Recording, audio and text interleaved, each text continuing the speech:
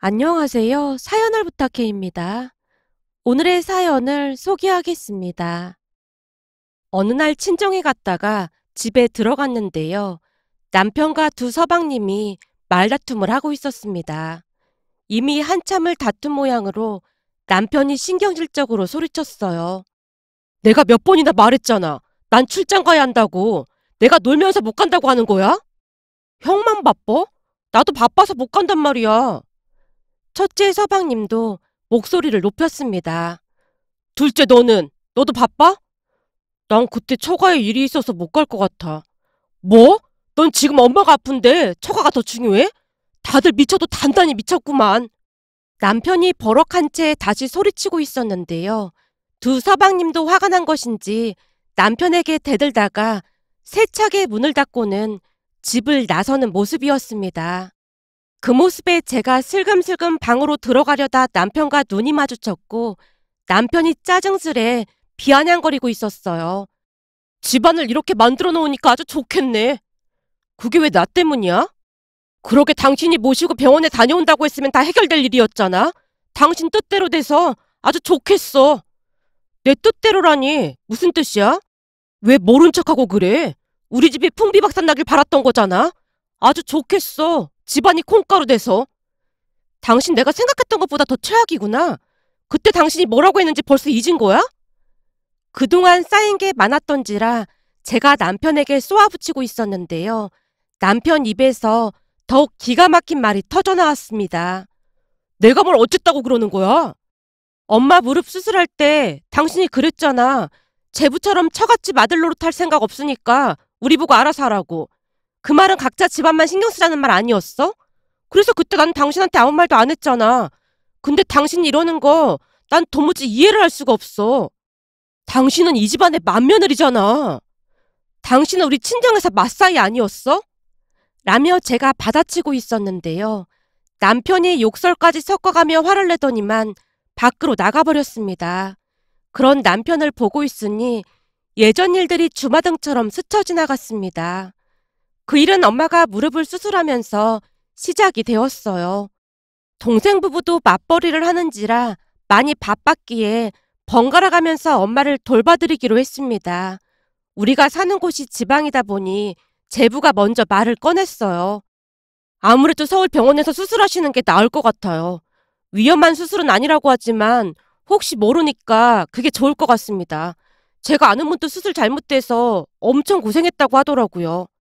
동서, 그거 다 복불복인 거야. 서울 큰 병원에 가서 해도 잘못될 운명이라면 잘못되는 거야.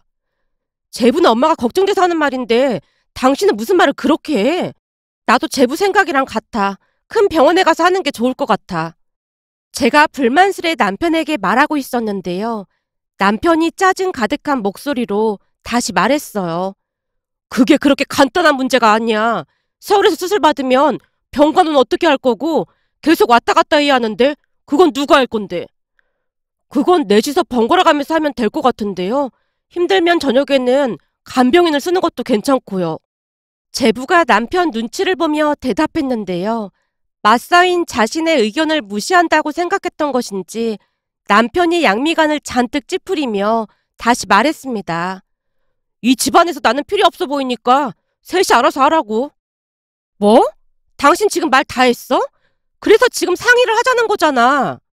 아니, 난 우리 집에서 장난 노릇하기도 벅차니까 처갓집에서까지 아들 노릇하고 싶은 생각 없어. 그러니까 셋이서 알아서 하라고. 라며 남편이 자리를 피하는 모습이었어요. 그 모습에 저뿐만 아니라 동생 부부의 얼굴이 말이 아니었는데요. 너무나 무례한 남편의 모습에 큰 충격을 받은 모습이었습니다. 남편이 자리를 뜨자마자 동생의 입을 삐죽이며 말했어요. 형부 진짜 너무하는 거 아니야? 말을 너무 심하게 하네. 미안해. 원래 이기적인 사람인 줄을 알았는데 이 정도일 줄은 정말 몰랐어. 그렇게 나오겠다는 거지. 그럼 나도 시댁일에 신경 끄고 살면 그만이지 뭐. 남편의 행동에 어찌나 정이 떨어졌던지 그날부터 시댁일에 관여하지 않겠다고 다짐하고 또 다짐했습니다. 하지만 얼마 뒤 생각지도 못한 일이 일어났는데요. 그 누구보다도 건강에 자부심을 가지고 계시던 시어머님이 암에 걸리셨다고 했거든요. 시댁에 다녀온 남편이 심각한 표정으로 입을 열었습니다. 엄마 암이래. 아무래도 서울 큰 병원에 다녀와야 할 것 같은데 당신이 모시고 다녀와야 할 것 같아. 뭐? 암? 건강관리를 그렇게나 하시는 분이 암에 걸리셨단 말이야? 혹시 오진 않냐? 그럴 리가 없잖아. 그러니까 당신이 모시고 큰 병원에 가보라는 말이잖아. 어머님이 암에 걸리신 건 마음 아픈 일인데 병원에 모시고 가려면 내가 아니라 당신이 가야지. 내가 바쁘니까 그렇잖아. 난 다음 주부터 당장 출장 가야 하니까 당신 보고 다녀오라는 거잖아.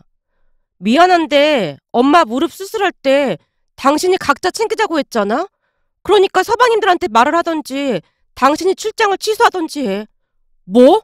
이번 출장이 얼마나 중요한 출장인데 그런 소리를 하고 있어. 그럼 서방님들한테 말해. 나한테 말하지 말고. 아들이 셋이나 있는데 다들 뭐 하는 거야? 그리고 그때 엄마 수술할 때 당신은 코빼기도 안 비쳤잖아. 조금이라도 양심이 있다면 나한테 그런 말 못할 것 같은데? 그건 그냥 무릎 수술이었잖아. 근데 우리 엄마는 암이라잖아. 암을 무릎 수술하고 비교하면 어떡해. 미안해. 나도 바빠서 못 갈 것 같아. 엄마 병원 다니느라 휴가도 많이 쓰고 그래서 회사에 눈치도 보이고 말이야. 당신 진짜 이럴 거야? 난 절대 갈 생각 없으니까 당신 집안 사람들끼리 알아서 해. 제가 딱 잘라서 거절을 하자 남편이 당황한 듯 해 보였는데요. 표정으로 봐서는 제가 당연히 들어줄 것이라고 생각을 했던 것 같았습니다. 그 모습에 참 이기적이라는 생각만 들었는데요. 본인이 한 것은 생각조차 하지 않는 모습에 대단하다는 생각만 들었거든요. 그 뒤 시댁 가족들은 발칵 뒤집어졌고 역시나 예상했던 대로 다들 시어머님을 모시고 병원에 가지 않겠다고 했습니다. 동서들이야 원래 시댁일에 관심조차 없었기에 그다지 놀라지도 않았는데요. 서방님들까지 못 가겠다고 하는 모습에 다시 한번 기함을 할 수밖에 없었습니다. 그 바람에 잔뜩 부하가 난 남편이 제게 화풀이를 한 채 집을 나가버렸고요. 문제는 그 뒤에도 시어머님을 모시고 병원에 가겠다는 사람이 없었기에 결국 남편이 울며 겨자 먹기로 시이모님께 연락을 하는 모습이었어요. 이모, 우리가 바빠서 그러는데 엄마 좀 모시고 병원 좀 다녀와 주시면 안 될까요? 아, 네. 죄송합니다. 네. 다 제 불찰입니다. 정말 죄송합니다. 통화를 하는 내내 남편이 죄송하다는 말을 몇 번이나 반복하고 있었는데요. 아무래도 이모님께 크게 한 소리를 들은 것 같아 보였습니다. 그 뒤 남편은 입을 꾹 닫고 있다가 출장길에 올랐습니다. 한 달가량 출장이었기에 잔뜩 짐을 싸서 나서는 모습이었어요. 그렇게 시간이 얼마나 지났을까요? 출장길에 올랐던 남편이 집에 들어오다가 저를 보고는 한달음에 달려왔습니다. 여보, 정말 고마웠어. 뭐가 고마워? 사실 이모한테 다 들었어. 당신이 엄마 모시고 서울 병원에 다녀왔다면서? 당신이 고마워할 거 없어. 당신 때문에 그런 게 아니라 그동안 어머님께서 잘해주셔서 그런 것 뿐이니까. 제가 차가운 목소리로 말을 하고는 방으로 들어가 버렸습니다. 생각 같아서는 그냥 모른 척하면 그만이었지만 시어머님을 생각하면 그럴 수가 없었습니다. 오히려 시어머님을 보고 참고 살았다고 해도 과언이 아니었으니까요. 사실 엄마 무릎 수술을 앞둔 어느 날 소식을 들었던 것인지 시어머니께 연락이 왔습니다. 예, 사부인이 수술을 하신다며? 네, 어머님. 요즘 들어 더 심해져서 이번 주에 수술하기로 했어요. 그럼 나한테도 알렸어야지. 난 이제야 알았잖니. 괜히 어머님 신경 쓰실까 싶어서 연락 안 드렸어요. 수술만 하면 괜찮다고 하니까 너무 걱정하지 마세요. 그래도 나한테 연락은 했어야지. 근데 애비한테는 네가 안 와도 된다고 했다며. 그래도 애비가 가서 이것저것 도와주면 좋을 텐데 왜 그랬어? 네? 아, 그이가 많이 바쁘잖아요. 남편이 시어머님에게 거짓말을 한 것 같아 보였기에 그냥 얼버무리고 말았는데요. 시어머님 성격에 남편을 불러다가 난리칠 게 분명해 보였거든요. 그런 사실을 전혀 알 리 없던 시어머님이 다시 말을 꺼냈어요. 저기, 내가 네 통장으로 돈 좀 보냈다. 병간호하다 보면 힘들 텐데 잘 챙겨 먹고 다녀. 아니에요, 어머님. 그래야 내가 마음이 편해서 그래. 그냥 받아둬. 나중에 사부인 좋아지시면 식사나 같이 하자꾸나. 내가 사부인께는 다시 전화 넣으마. 그리고 이번 달 내 생일은 뭐 할 생각도 하지 말고 신경 쓰지 마라. 그때쯤은 좀 나아지실 것 같은데 생신날 들를게요. 내가 방금도 말했잖니. 신경 쓰지 말라고. 다른 며느리들한테는 이런 말도 안 했어. 어차피 신경도 안 쓸 게 뻔하니까. 근데 넌 이 와중에 또 찾아올 것 같아서 연락한 거야. 그날 니들 이모랑 같이 여행 가려고 하니까 절대 오지 마라. 가끔 보면 넌 오지랖이 넓어도 너무 넓어서 문제야. 가끔은 그냥 넘기는 맛도 있어야 하는데 고집이 세도 너무 세. 라며 시어머님이 약간은 투덜거리듯 말을 하다가는 전화를 끊었습니다. 그런 시어머님의 마음을 왜 모르겠습니까? 바쁜 며느리가 혹여나 신경 쓸까 싶어 돌려 말을 했다는 것을요. 그날 시어머님이 제 통장으로 100만 원을 보내왔더라고요. 돈보다도 마음 써준 부분이 참으로 감사하기만 했습니다. 그랬기에 남편이 아닌 시어머님을 보고 병원에 모시고 갔던 것뿐이었어요. 하지만 그날 어떤 일이 있었는지 시댁 가족들 모두 모르고 있는 듯해 보였고 시어머님의 명령에 따라 저도 입을 꼭 다물고 있었습니다. 그렇게 또다시 며칠이나 지났을까요? 시어머님이 가족들을 한자리에 불러 모았습니다. 물론 두 동서는 참석하지 않았고 서방님들만 불만 가득한 얼굴로 앉아 있었어요. 그 모습에 시어머님이 조용히 입을 열었습니다. 내가 이번 일 겪고 참 많은 생각을 했다.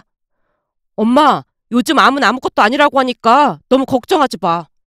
남편이 시어머님을 위로하듯 빈말을 하고 있었는데요. 시어머님이 콧웃음을 치고 있었어요. 니들은 내가 암이라고 해도 눈 하나 깜빡하지도 않더구나. 엄마, 우리가 병원 같이 안 가서 그런 거야? 그런 오해는 하지 마. 우리가 일부러 그런 게 아니라 바빠서 그랬어. 그렇구나. 내가 저 세상으로 가도 다들 바빠서 장례식장에 못 온다고 하겠구나. 내가 이번 참에 참 많은 걸 느꼈어. 오히려 다들 내가 암으로 빨리 가기를 바라겠지. 엄마, 무슨 그런 말이 있어. 왜? 내가 없는 말 했냐? 거기다 내가 듣자 하니 우리 며느리 중 하나가 내가 빨리 죽기를 바라는 며느리가 있다고 하더구나. 아니, 누가 그런 소리를 해? 네 이모가 친구들이랑 밥 먹으러 갔다가 들었다고 하는데 내가 빨리 죽어야 유산 상속을 받을 거라고 했다더구나. 그동안 내가 좋은 게 좋은 거라고 아무 말 안 했더니 나를 아주 우습게 봤던 모양이야. 시어머님의 말에 삼형제의 눈동자가 심하게 흔들리고 있었는데요. 남편이 억울하다는 듯이 다시 말을 꺼냈어요. 엄마, 오해야. 설마 누가 그랬겠어. 네 이모가 똑똑히 들었다는데 그럼 네 이모 정신이 이상하기라도 하다는 거야? 암튼 니들 똑바로 들어. 내가 이번 일 겪으면서 생각이 많이 바뀌었어. 니들 아버지는 돌아가시기 전에 삼형제한테 똑같이 나눠주라고 했지만 난 그러지 않을 참이야. 언제 저 세상으로 갈지도 모르는데 그냥 다 쓰고 갈 참이야. 그러니까 니들 유산 받을 생각 꿈에도 하지 마. 난 니들한테 한 푼도 안 줄 참이니까. 네 아버지랑 나는 그저 자식들만 잘 살면 된다는 생각으로 살았는데 그게 아주 잘못된 생각이라는 걸 뼈저리게 깨달았거든. 시어머님의 말에 삼형제가 많이 놀란 듯 미처 할 말을 찾지 못한 채 안절부절 못하는 모습이었습니다. 그 와중에 시어머님이 주머니에서 주섬주섬 뭔가를 꺼냈는데요. 제게 건네며 말을 했습니다. 이거 받아라. 어머님, 이게 뭔데요? 이번에 네 차 타고 서울 가다 보니까 차가 오래돼서 퍼지기 일보 직전이더구나. 요즘 이 차가 그렇게 잘 나간다고 하니까 탈만할 거야. 네? 차요? 제가 놀란 채 시어머님이 내민 서류를 받아들었는데요. 최고급 승용차 계약서였습니다. 어머님, 이거 엄청 비싼 차 아니에요? 비싸지. 그치만 그게 뭐 대수라고. 그래도 너무 비싼 차 같아서 하는 소리죠. 네가 잘 모르나 본데 이래봬도 내가 돈이 꽤 많거든. 암이라고 하는데 그 돈 다 쓰고 가려면 앞으로 한참 더 써야 한다. 내가 아프다고 하니까 너만 내 걱정하면서 병원까지 데려다 줬잖니. 난 앞으로 나한테 잘하는 사람한테만 잘해줄 생각이거든. 시어머님이 삼형제를 둘러보며 들으라는 듯이 말을 하고 있었어요. 삼형제가 혼비백산한 채 얼이 반쯤 나간 듯한 모습이었고요. 그 모습에 시어머님이 다시 입을 열었어요. 잘 들어. 내 재산 탐낸 며느리가 누군지 알고 있으니까 다들 가서 전해. 내가 죽을 때까지 싹 다 쓰고 갈 참이니까 꽁 깨라고 해. 엄마, 그게 누군데 그래? 내가 왜 니들한테 그것까지 말해줘야 하는데. 그건 니들이 알아보던지 마음대로 해. 난 피곤하니까 이만들 가봐. 시어머님이 먼저 집을 나서는 모습이었습니다. 그렇게 놀란 마음을 진정시킨 채 집으로 돌아왔는데요. 집으로 오는 내내 입을 꾹 다문 채 많은 생각에 잠겨있던 남편이 조용히 입을 뗐어요. 여보, 그동안 내가 미안했어. 뭐야, 갑자기? 아니, 이번 일 겪어보니까 내가 참 못난 놈이었던 것 같더라고. 엄마가 나보다 당신을 더 믿는 거 보고 큰 충격을 받았어. 거기다 누군지는 모르겠지만 재수 씨가 그런 말을 했다는 것도 엄청 충격이었고 말이야. 그동안 내가 참 얼빠진 놈이었다는 생각이 들더라고. 장모님께서 아프신데 말도 안 되는 억지나 부렸고 말이야. 정말 미안해. 그리고 엄마 모시고 병원 다녀와줘서 정말 고마웠어. 앞으로는 내가 모시고 다닐게. 남편이 잔뜩 기가 죽은 표정으로 말을 했는데요. 그때 당시에는 그 말이 진심이었는지 잠시 의구심마저 들었던 것 같습니다. 사람이 하루아침에 변한다는 게 쉽지 않은 일이었으니까요. 그러던 어느 날은 친정 가족들과 식사 약속이 있어서 친정으로 갔는데요. 그곳에 남편이 있는 게 아니겠습니까? 그 모습에 어리둥절한 채 서 있었는데 남편이 쑥스러운 듯이 말했어요. 마치 귀신이라도 본 것 같네. 당신 여길 왜 왔어? 나도 가족인데 그런 말이 어딨어. 장모님께서 전화 주셨길래 왔어. 라며 남편이 엄마를 바라봤고 엄마가 웃으며 말했습니다. 내가 오라고 했다. 저번에 사부인한테 받은 것도 많은데 그냥 있을 수가 있어야지. 사부인 가져다 드리라고 한우랑 이것저것들 좀 샀어. 엄마의 말에 남편이 궁금한 듯 되물었어요. 장모님, 그게 무슨 말씀이세요? 어머니가 장모님께 뭘 드렸다고요? 옷이랑 이것저것들을 잔뜩 보내셨잖나. 주변에서 내 옷을 보고 다들 비싼 옷이라고 하더구만. 네? 옷이요? 남편이 이번에는 저를 바라보고 있었기에 제가 대충 대답했어요. 저번에 어머님 모시고 병원 다녀오던 길에 백화점 들르자고 하셔서 잠깐 들렀었는데 어머님께서 내 옷이랑 엄마 옷을 좀 많이 사주셨어. 그래? 몸도 아프신데 백화점까지 간 거야? 남편이 뭔가 이상하다는 듯이 묻고 있었는데요. 엄마가 놀라서 되물었습니다. 뭐? 그게 무슨 말이야? 사부인이 어디 아프시단 말이야? 어디가 아프신데 그래? 넌 그런 말 없었잖아. 그게 좀 복잡한데 여보, 내가 집에 가서 다 설명할게. 우선은 밥부터 먹자. 그날 식사를 하고 집에 돌아오자마자 남편이 물었습니다. 아까 처가댁에서 한 말은 뭐야? 뭔가가 있는 거지? 사실은 어머니께서 아무한테도 말하지 말라고 했는데 잠시 말을 멈추고 고민에 빠져 있었는데요. 남편이 재촉하며 다시 물었어요. 뭔데 그래? 우리가 모르는 뭔가가 있는 거지? 놀라지 말고 들어. 어머님 암이라고 했던 건 말이야. 사실은 그거 거짓말 하신 거야. 뭐? 거짓말이라니? 그게 무슨 말이야? 어머니께서 그러시는데 동서가 어머님 재산 탐내는 거 보고 어떻게 하나 본 건데 다들 나몰라라에서 학을 떼셨다고 하더라고. 사실 그동안 어머님이 자식들 눈치 많이 보고 사셨잖아. 그래서 더 실망이 크신 모양이더라고. 그날 내가 모시러 갔더니 내 손을 잡고 눈물까지 흘리시면서 말씀하시더라고. 어머니께서 펑펑 눈물을 흘리셔서 얼마나 마음이 아팠는지 몰라. 아니 대체 왜 눈물을 흘리셔? 내가 이런 말하기 좀 그런데 가끔 보면 당신은 공감 능력이 많이 부족한 것 같아. 그래서 깜짝깜짝 놀랄 때가 많아. 맞아. 내가 없잖아 그런 게 있는 것 같아. 웬일인지 남편이 순수히 인정하는 모습이었기에 더욱 놀랄 수밖에 없었어요. 내가 생각해봐도 공감 능력이 많이 부족한 것 같긴 해. 그러니까 앞으로 당신이 좀 도와주면 안 될까? 내가 뭘 도와줘? 혹시나 지금처럼 뭔가 부족해 보이면 바로 지적해줘. 그럼 나도 고치도록 노력해볼게. 내가 궁금해서 그런데 갑자기 왜 이렇게 변한 거야? 그때도 말했잖아. 이번에 엄마 보면서 많이 느꼈다고. 아버지께서 돌아가시기 전에 엄마를 잘 부탁한다고 유언까지 남기셨는데 서울로 병원 가는 날 당신만 갔으니 엄마가 얼마나 충격을 받으셨겠어. 그래서 눈물을 흘리셨던 거잖아. 그 정도는 생각하는 거 보니 그래도 다행이네. 암튼 어머니께서 그냥 모른 척하라고 했으니까 당신도 모른 척해. 제 말에 남편이 고개를 끄덕이고 있었습니다. 그 뒤 남편은 부족한 부분을 개선하려고 많이 노력하는 모습이었어요. 그러던 어느 날은 동서에게 전화가 걸려왔는데요. 형님, 우리 지금 시댁에 갈 건데 건너오실래요? 지금?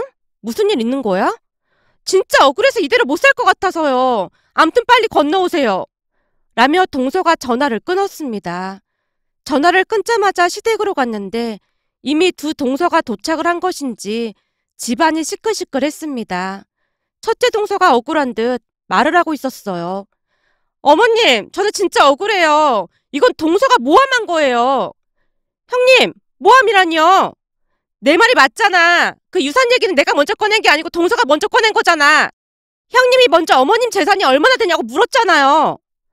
라며 집안이 떠내려가라 둘이 말다툼을 하고 있었습니다. 알고 봤더니 이모님이 들었다던 그 소문의 출처가 한 사람이 아닌 두 동서가 같이 그랬던 모양이었습니다. 결국 두 동서가 시시비비를 가리다가는 말다툼 끝에 싸움까지 벌어졌고 둘이서 머리채까지 잡고는 난리도 아니었습니다. 우리가 뜯어 말려도 봤지만 둘 다 이성을 잃은 상황이었기에 들은 척도 하지 않았습니다. 결국 참고 있던 시어머님이 주방에서 물을 한 바가지 가지고 오더니 두 동서에게 확 뿌려버렸어요. 이런 짐승만도 못한 인간들이 어디 와서 소란을 피우고 있어? 둘 다 썩 꺼지지 못해? 두 동서가 울며불며 시어머님께 매달렸지만 시어머님이 내쫓아버렸습니다. 두 사람이 나가자마자 시어머님이 긴 한숨을 내쉬었어요. 첫째 너한테 차 사준 거 알고는 쫓아와서 저 난리를 피우지 뭐니. 이제부터라도 잘하겠다는 둥 뭔 말도 안 되는 소리를 짓거리고 있더구나. 내가 누굴 탓하겠어. 못난 내 자식들을 탓해야지. 라며 시어머님이 남편을 바라보더니 다시 입을 열었습니다. 네 두 눈으로 똑똑히 봤지? 그러니까 네 처한테 잘해. 세상에 네 처 같은 사람이 어디 있는 줄 알아? 시어머님의 말에 남편이 고개를 끄덕이며 어쩔 줄을 몰라 하고 있었어요. 그 뒤에는 우리 부부만 시어머님과 왕래를 하고 지내고 있답니다. 며칠 전 막내 동서가 제게 찾아와서 시어머님께 잘 좀 말해달라는 부탁을 했는데 바로 거절해버렸더니 씩씩대며 돌아가는 모습이었어요. 그 모습에 어찌나 씁쓸했는지 모르겠습니다. 얼마 전 남편이 친정엄마를 모시고 건강검진을 받으러 병원에 가는 모습을 보며 이런저런 일들이 떠올라 이렇게 글 남겨봅니다. 오늘의 사연은 여기까지였습니다. 즐겁게 보셨다면 구독, 좋아요 부탁드립니다. 고맙습니다.